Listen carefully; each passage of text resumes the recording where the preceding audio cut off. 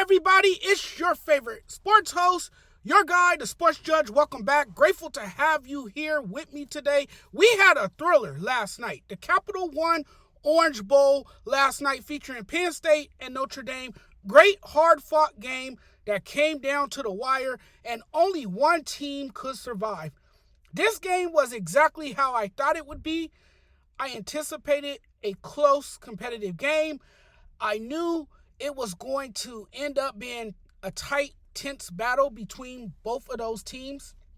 It was every bit of a thriller that I think everybody expected.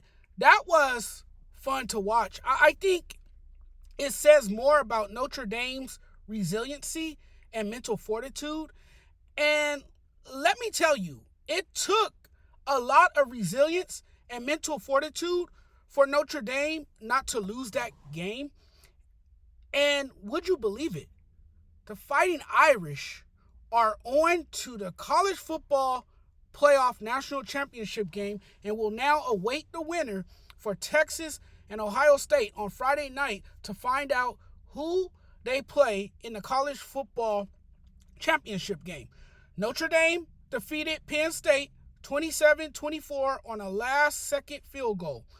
And maybe when Notre Dame beat Indiana in South Bend, it was not because Indiana didn't belong, but rather Notre Dame is good.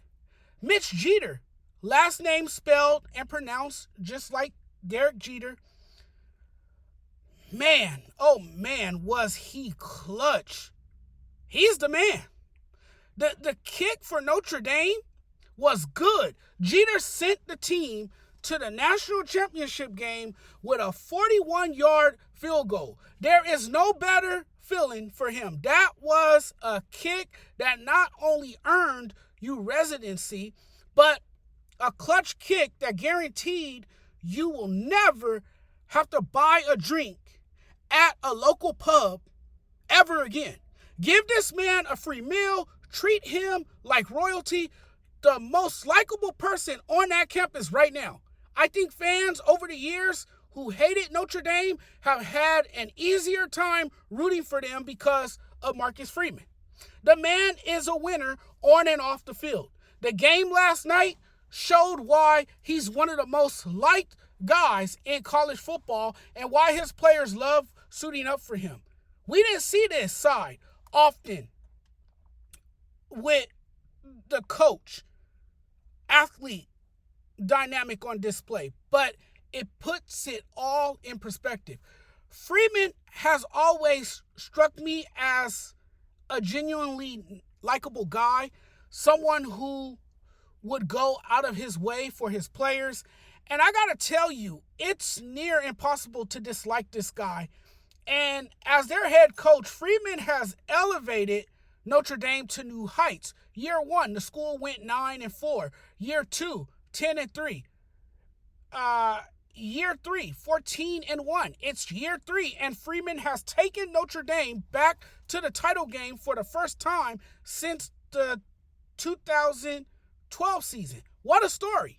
One of the bright football minds, very instinctive, and he's right more times than not. And you can tell he has studied the game. He is like a football encyclopedia. He has a large number of football books in his library. Clearly one of the best leaders in all of college football right now. Perfect game plans versus Indiana and Georgia.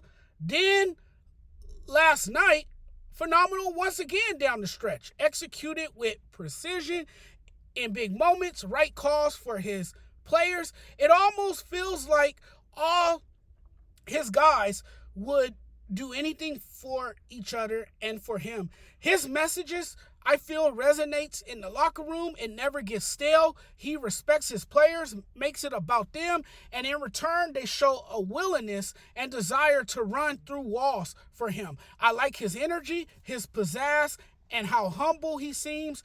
You can tell his players have earned his respect and attention that they like playing for him. There's a connection. Your attitude defines your locker room. A positive approach isn't just a nice thing to have. It's a must-have.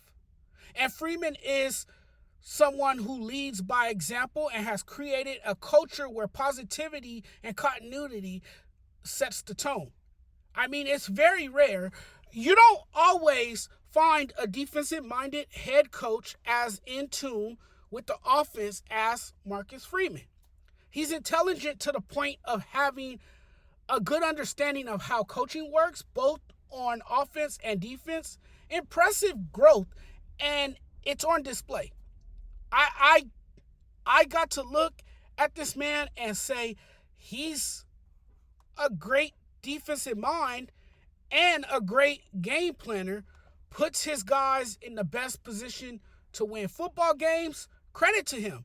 You don't have to like this team, but you have to respect their heart.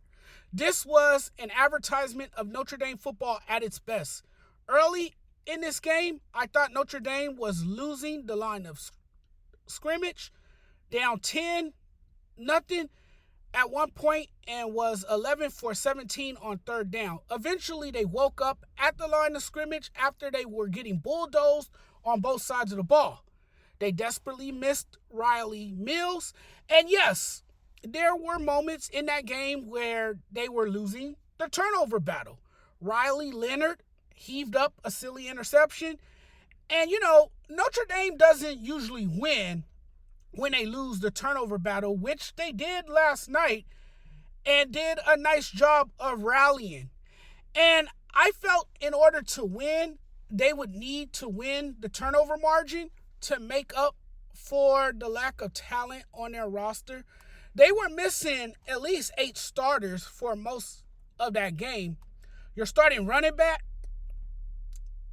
Jeremiah Love, was banged up. You might remember he hurt his knee against USC weeks back and tweaked the injury against Georgia and Notre Dame's 23-10 win over the Bulldogs in the quarterfinals. And although limited on what he can give, Love entered the game with one leg and plenty of willpower. I still don't understand how he did it. Like, my goodness, that's a world-class athlete to do what he did on one leg. What an effort from him. Toughness. That touchdown run by Love was simply incredible. Just a joy to watch. Did you see him hurdle? I mean, my goodness. He broke his own rule and hurdled over a body anyway. That's how bad he wanted it. This was as good an effort as you'll ever see from him. With the Orange Bowl tied 10-10 and the season on the line, Notre Dame was driving, facing first and goal from the 2. Love took a handoff from Riley Leonard and ran straight into a wall of Penn State defenders. Love would not be denied, breaking out of one tackle, running into another, and stretching out his arm across the goal line. Riley Leonard made some mistakes, but Notre Dame had time to rebound from them. Great adjustments, great second half adjustments from Notre Dame. They adjusted the Nittany Lions on the ground, found a weak spot at linebacker, and drove the length of the field. I thought Penn State did everything they needed to beat Notre Dame. Tyler Warren showed out. Nick Singleton balled out. Defense snagged 2 picks, but it wasn't enough. The refs even helped out Penn State.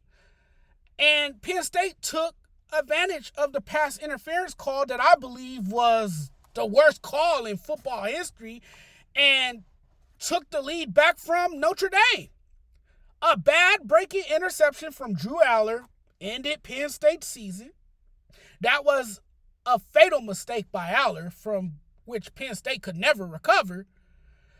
The big decisions made by James Franklin was baffling, as always at times in this game.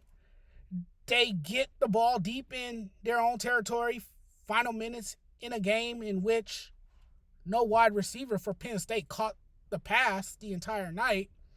There are things I think James Franklin could have done better in that game and in that drive particularly, but this one, for once, wasn't on James Franklin. I thought he put the team in position to win that game, and the players didn't make plays.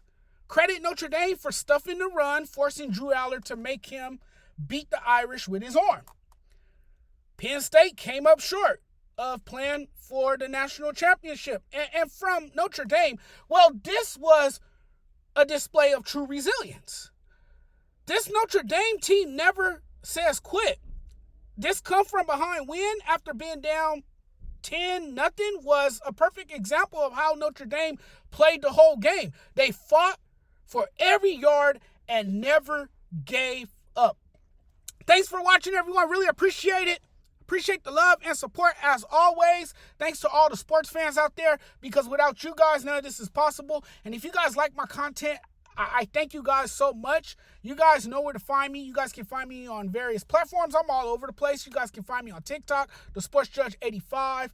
TikTok's about to get canceled, but you guys can also find me on YouTube, which is right here where you guys are watching. Or you guys can find me on my Facebook fan page as well. Keep up with your boy, the Sports Judge. I'll be back later today with more content. I want to break down the NFL wildcard round. I want to give you guys my picks and my predictions on those games. We'll definitely talk about it. We got to talk about it tonight because I'll be at Disneyland tomorrow. So we definitely got to break that stuff down tonight because I won't have time tomorrow. And we will break that stuff down tonight. So please come back and join me for that. But guys, take care. We'll talk again very soon. I got to get out of here now. Peace.